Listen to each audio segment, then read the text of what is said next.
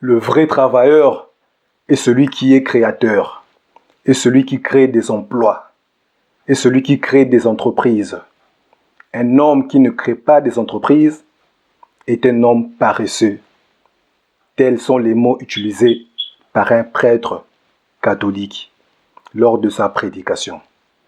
J'ai trouvé cette vidéo tellement inspirante que je me devais de vous la partager. Prenez-en bonne note, car ce qu'il raconte est tellement vrai, encore plus vrai qu'aujourd'hui, où il est plus qu'urgent de se créer plusieurs sources de revenus. Suivez bien cette vidéo et on se retrouve par la suite. Le vrai travailleur, c'est celui qui est créateur. C'est lui qui crée des emplois.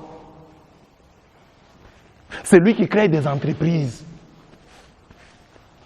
Un homme qui ne crée pas d'entreprise, qui ne crée pas d'emploi, c'est un paresseux.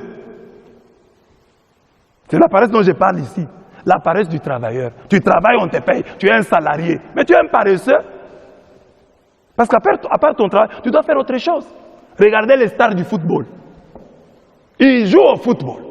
Là, ils reçoivent un salaire. Mais ils ont investi, hein, par-ci, par-là, ils ont investi par-ci, par-là. Et c'est ça qu'ils ont beaucoup d'argent. Pas le salaire. À part le salaire, tu n'as rien d'autre. Tu attends seulement la fin du mois. Et toi, la femme du salarié aussi, tu attends la fin du mois. Et là, vous êtes trouvés dans une même maison, deux paresseux, attendant la fin du mois.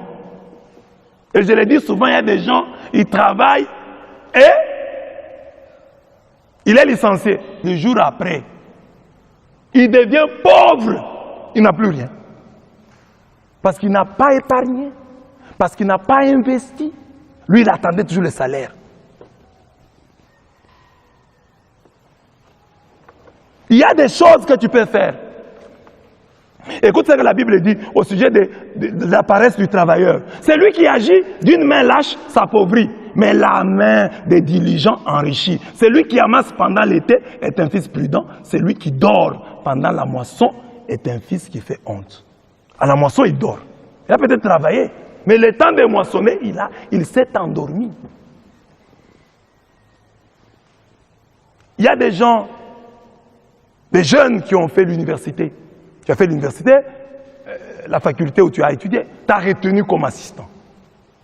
Maintenant, tu es un chef de travaux. C'est déjà bien, tu as un travail. Tu as un poste. Mais maintenant, la paresse peut t'attaquer là-bas. Tu es seulement chef de travaux, assistant. Sans article, tu ne publies rien, tu ne fais plus de recherches. Toi, tu es toujours là, assistant du tel professeur. Mais tu ne publies rien. Or, on te dit qu'en publiant, tu vas te faire un nom. En intervenant à la radio, à la télévision, on va te connaître. Le savoir-faire doit être accompagné du faire-savoir. Montre aux gens que tu connais, que tu as des choses que tu maîtrises, que tu peux les aider en ceci et en cela. Oh, j'ai seulement le travail. Tu es un paresseux. Crée. Même si tu travailles pour quelqu'un, réfléchis. Comment, à partir de ce que moi j'ai fait ici, je peux aussi faire comme lui?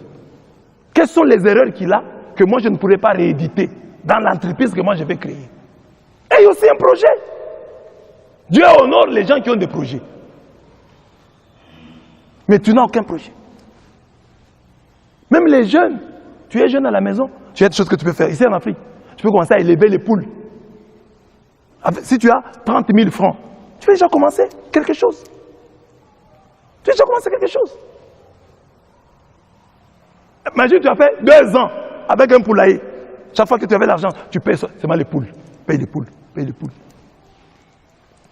2 ans après, tu sais combien de poules tu auras? Au moins tu seras un petit fermier. Chez toi là. Tu peux même, à l'occasion d'une fête, dire non maman, ne dépensez pas. J'ai 5 poules ici, je vous les offre pour la fête. Tu es déjà devenu un garçon responsable. Tu n'as pas l'argent. Mais le peu que tu as eu, tu l'as investi dans cette petite ferme. Mais les jeunes d'aujourd'hui, dès qu'il a l'argent, premier réflexe, les habits.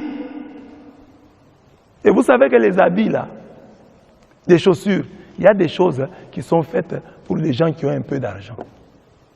Il y a certaines chaussures, toi tu es encore pauvre, tu es piéton. Tu vas payer des chaussures de 300 $. Et chaque jour tu fais les piétons. Mais ces chaussures vont s'abîmer. Toi paye les ketchs, des gros ketchs là. Comme tu es piéton, fais des gros ketchs là. Si tu montes avec, tu descends avec, il n'y a pas de problème.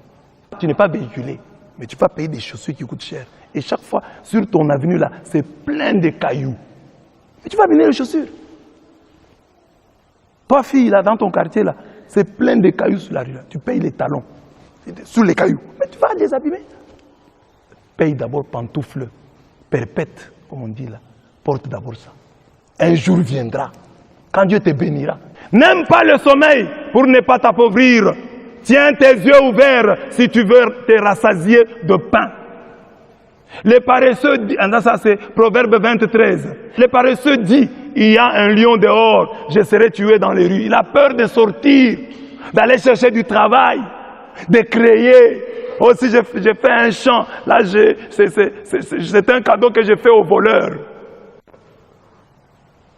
Il a peur de tout. Le paresseux est semblable à une pierre crottée. Tout le monde le persifle. Le paresseux est semblable à une poignée d'ordures. Un mari paresseux, poignée d'ordures. C'est pas moi, c'est Siracide 22, 1 à 2. Poignée d'ordures. Alors comment cette paresse, j'ai dit, la paresse du chômeur, c'est lui qui ne veut pas travailler parce que telle est l'aide, parce qu'il reçoit l'aide sociale de son père, de sa mère. Mais il y a aussi la paresse de celui qui travaille quand il ne crée pas, quand il ne va pas au-delà du salaire, quand il se contente de son salaire. C'est aussi un paresseux. La femme qui attend tout de son mari, c'est une paresseuse. La femme devrait se battre. Ici chez nous en Afrique, même faire un petit champ. Dire pour tel et tel légume, nous n'avons pas acheté ça. Nous avons un terrain. Dieu nous a donné cette parcelle. Nous avons cet espace. J'ai créé un petit jardin. Ça, on va manger. Le fruit de notre travail. La sueur de notre front. Mais vous achetez tout. Votre mari paye tout. Votre femme paye tout. Vous êtes des paresseux. Je veux dire ça, ça vient de notre champ. La sueur de notre front. La faim, nous n'allons pas l'éradiquer sitôt, mais elle va quand même reculer. Nous avons des choses que nous devons faire. Mais la raison ici, la paresse, nous ne travaillons pas. C'est-à-dire, nous ne sommes pas inventifs, nous ne sommes pas créatifs. Quelqu'un termine la formation que nous recevons de nos universités, tu termines les études, tu commences à chercher du travail. On ne nous a pas formés pour que, ayant terminé les études, nous puissions créer du travail. Nous puissions inventer. C'est ça la paresse. Ne considérez pas la paresse comme simplement le fait de ne pas travailler. Il y a des gens qui font 8 heures au travail et non 8 heures de travail. Ce sont des paresseux mais travailleurs. Il y a des gens qui n'attendent que le salaire. Ce sont des travailleurs mais paresseux. Dieu nous dit de fuir la paresse. Nous prions, c'est très bien, mais travaillons. Nous travaillons, c'est très bien, mais prions. Marchons avec les deux. Dans cette vidéo, le prêtre catholique Blaise Kanda de la République démocratique du Congo nous a donné un cours sur l'éducation financière. Il nous a parlé de l'importance d'épargner et d'investir sur les actifs. J'ai vraiment aimé le mindset de ce prêtre, très inspirant pour quiconque aspire à la liberté financière. Si comme moi cette vidéo vous a parlé, partagez-la autour de vous, autour de votre entourage. Et pensez à me laisser un pouce bleu. Si c'est la première fois que vous tombez sur la chaîne, pensez à vous abonner et surtout activer la cloche de notification pour être informé dès l'apparition de nouveaux contenus. Sur ce, je vous dis à très bientôt pour une nouvelle vidéo. Prenez soin de vous, prenez soin de votre famille. À très bientôt. Ciao, ciao.